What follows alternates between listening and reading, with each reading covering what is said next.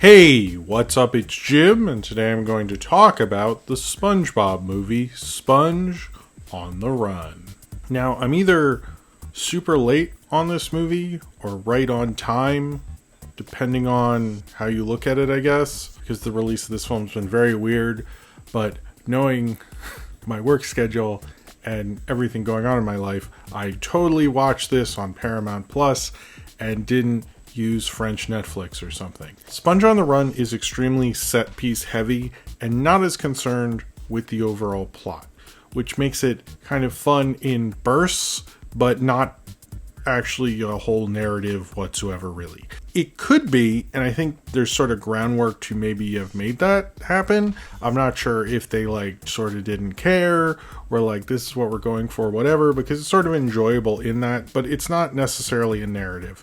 Now, one of the things I was thinking about while watching this, it's kind of changed with SpongeBob because it went from first was this crazy kid show to a crazy kid show stoners would like to just a show everyone would like, and it was very much considered modern, but actually what I think it is far more universal, because I think kids now put it right there with Looney Tunes or Tom and Jerry or anything like that, in terms of you can just put it on and watch a couple cartoons of it and laugh and have a good time. Most people, I don't think, actually think of seasons or when it was good or anything like that. I'm sorry to shit on everyone, but I mean, I'm not talking about passionate fans. I'm just talking people who put on the Pluto channel or just put on Nickelodeon and just want to watch a couple SpongeBobs. And there's a lot of those people. There really is. And I think this is sort of, in a way, I don't know if this is a master plan, I have nothing to back this up, but I think this film is sort of appealing more towards that. And not to say that it's really good at that, because if it was literally just a bunch of series of really good set pieces and the plot didn't work, I'd be really happy about it. I'd be hey, this plot doesn't work, but who cares? It definitely hurts the movie tremendously, but I think that's sort of where the reasoning comes from, because how most people watch it, everybody knows what it is and every kid knows what it is. It's just something that's always there and always worth sort of a good laugh. And I think, unfortunately, that's sort of how they took it. They weren't as interested in making something that was, amazing, or I think the first movie is probably going to end up being the best of these movies, unless someone wants to do something a little more interesting with them, which it doesn't seem like they do. They just want to do something that they perceive to be popular, which is such a bigger issue when they take a legacy kind of animated property and make it into a movie than any other thing. It feels like the studio's no, kids will like this, and it's super off and weird, and you're where did you get these notes from? Did you just make them up? But basically the plot of Sponge on the Run, or the SpongeBob movie, Sponge on the Run, because the franchise, I guess, is called the SpongeBob movie at this point, or SpongeBob movie ... whatever the fuck, is basically that Gary has been kidnapped by Poseidon after Plankton sort of gives him up to make money or whatever, and then SpongeBob and Patrick have to go find him, and hijinks ensue, and then they get to basically a Las Vegas type place and try to get Gary back. Now, I think one of the things about this that really doesn't work is that Gary, the first part of the movie, is more about Plankton getting the secret recipe and less about Gary and the love Gary and SpongeBob have with one another, which is clearly supposed to be the driving engine of the whole movie. If you just had a scene of them playing together, really well animated, it makes you laugh, whatever, blah blah. It's a quick little narrative device, and then you move on. But this film is far more concerned with the thing in the movie that just kind of starts off the adventure than the setup that makes you care about the adventure, which is sort of this whole movie. Anytime there's something that could maybe make you care more, connect to it more, it sort of doesn't. Now, I do get, and I think a lot of times with this kind of media, people think, oh, well, the audience knows this. And I do get that, actually, and I'm sure if you watch a ton of SpongeBob all the time, you might just interject that, which I'm starting to feel that's a really lazy screenwriting thing. If you are a screenwriter, please don't do that. It really doesn't translate very well, I don't think. And because SpongeBob, again, it's a very universal big property, in one column you could say, well, I totally get understanding the Gary SpongeBob relationship, but on the other hand, in this narrative, it's just not a certain point to it. Gary's in this so little, it's I feel there'd be an article or something that it's all the scenes with Gary marked down, because he's supposed to be so important, but he isn't. I don't actually think he talks to any snails, so he probably failed the Beck snail test. I'm proud of that. See what it is, the Bechdel, but it's about snails. It's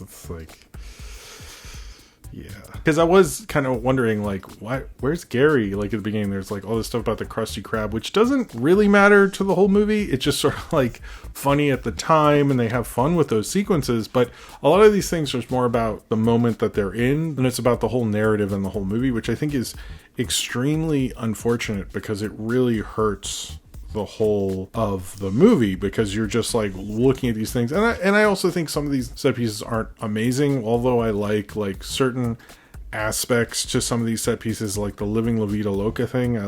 I never thought in my life, like, I've lived through when that song was a hit to like hearing it way too long and all that stuff, but I was like, oh, this is maybe the only time I've been like sort of fine with Living La Vida Loca, I guess. But the rest of them are just like sort of basic SpongeBob. It's nothing I'm overly enthusiastic about. And then some of the things with celebrities, like, I like Snoop Dogg. I actually really like the Doggy Style album quite a bit. I don't know if I love pop Snoop Dogg as much. Like, this is basically like the Katy Perry California Girls Snoop Dogg, who I'm not as into, and I'm sure Snoop Dogg could do a fun thing with SpongeBob, but that was really unfortunate. And Danny Trejo, it's like, okay, he showed up. They were like Aquafina as a robot. It's just strange, like, why even do that? Same with the Tiffany Haddish thing. That one was okay, but like Aquafina one made no sense, because what's the point of having a celebrity do that? Like, realistically, the only one I thought that worked was Reggie Watts and Matt Berry, and I know Matt Berry was in the last movie, but he has a great voice and it totally works with Poseidon, so I sort of get it, because if I was in the room and someone was like, can you name me a better voice for a king than Matt Berry, I'd be like, no, because there isn't, because he's really great. So I don't actually mind it that much. I know he was in the last movie, but he has an amazing voice. He has a great presence. It totally works. It's just like, who cares? But I thought those were the only two good ones, and I sort of never got like the point of putting celebrities in SpongeBob. Like, is anyone gonna see this movie because Aquafina's the robot? Like, if you're gonna have a celebrity, have them have a good voice. I guess also more people know Matt Berry now than they did in the second one because of what we did in The Shadows, or the show. So that's interesting, actually, when you think about it. He's more of a celebrity now than he was when the last one came out. In general, I just find this film to be kind of, it was really hard for me to get into. It just felt like sort of like lesser SpongeBob almost the entire time. I do like the animation, actually. Micros Image, who did the Captain Underpants stuff, they're really good at making 3D animation look more 2D, I guess. They're really good at that. Apparently they're doing Paw Patrol, so part of me still hates them, but I actually really like the animation. This was probably the best thing to look at in the entire film, and might be, if you're a fan of animation, might be the whole reason you'd want to see this movie. It's very pleasant looking. It's really wonderful. It has that cartoony style, and I like how the characters pop out so much. I actually kind of made me think, like, I wouldn't mind seeing this in 3D, to be honest. I know, like, I can't go to theaters, and I'm sure 3D won't come back when theaters come back, and I'm not even sure if this is in 3D, but if one of those things were true, maybe I would, because I think it would really pop out very well. But it had a nice tribute to Steven Hillenburg. I thought it's just like a fine SpongeBob movie. It's kind of one of those that just fits in line with the filmography but doesn't stick out from it. Camp Coral stuff, it's kind of interesting when you think of the Camp Coral stuff versus what happened with the Muppet Babies and Muppets Take Manhattan, because I don't think they were introduced to kind of sell you the Muppet Babies cartoon show.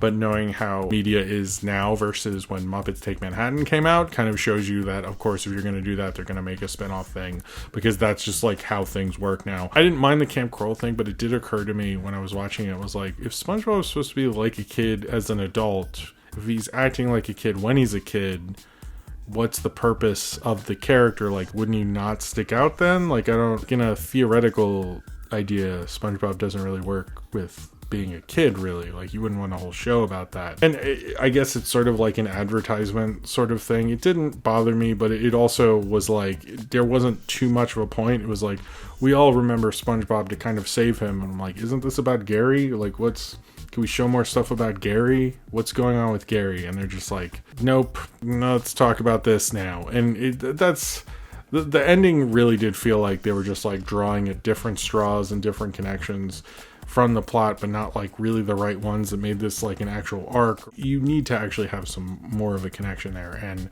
it just felt like a very loosely written screenplay, and maybe it was by committee or something like that. Oh, and the Keanu Reeves thing, I forgot about Keanu Reeves. It's funny having him, it's fun, he's very game to do this kind of humor, and it kind of worked. I like that he stuck around, but again, it's just like a lot of this just really passed over me. I feel like the last two SpongeBob movies, I totally forget them unless like Nintendo or somebody references it in a video, and I go, I guess I saw that, and then didn't like it as much as them because I don't have as much of a connection or need to think about these things ever again in my life, unless like Sophie, my daughter, wants me to watch it again or something. They just kind of really feel passive about it, and they're not like the best SpongeBob stuff. They're, you know, the main thing I'd remember about this one, the last one just felt like, oh, kids like superheroes, so whatever.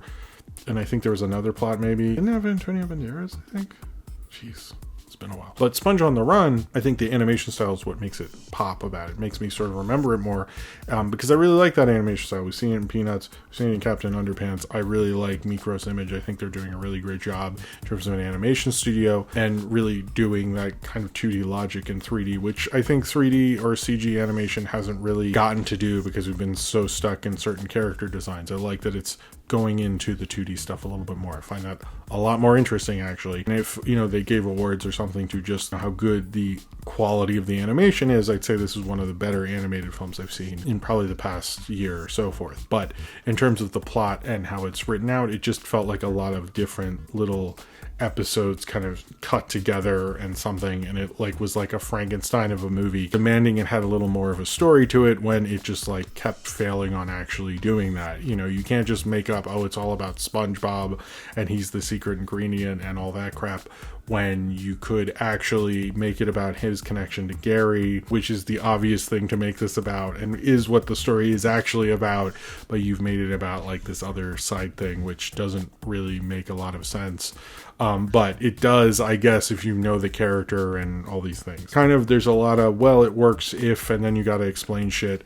Shouldn't work for something that really feels immediate to people. People come to SpongeBob because it, you know, it feels like this passive, immediate thing.